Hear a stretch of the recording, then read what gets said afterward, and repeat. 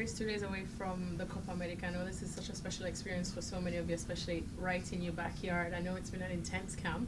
I know you've had a great friendly and a not so great friendly, if you know how to word that. But overall, how do you find yourself now just 2 days away? I think we're prepared, like you said, it's been a tough camp. We've had okay friendly and a better friendly. So definitely I think we've learned a lot from both of those games, and we've also learned a lot from these past few weeks of training. So I think we're definitely ready for this Copa America starting on Sunday. Looking at the group now, you got a nice little mix of yourself, CONCACAF that you know very well, and then CONMEBOL too.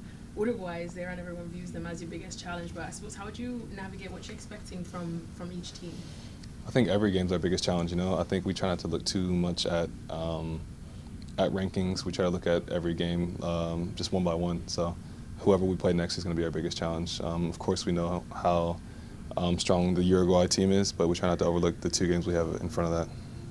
And up against Bolivia first, as you said, you don't look at the rankings, but Bolivia now, you guys haven't lost to them in 28 years.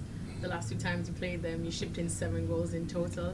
Is this another game that you probably approach with an aggressive style, that you just kind of go after it from the whistle? Yeah, I think we very much want to make a statement. I think especially after our two friendlies, I think the best way to start any tournament is to make a big statement from the first game. So I think if we play together, if we play like we know we should, if we bring some of the same energy we brought from the Brazil game, I think that we can definitely do some damage.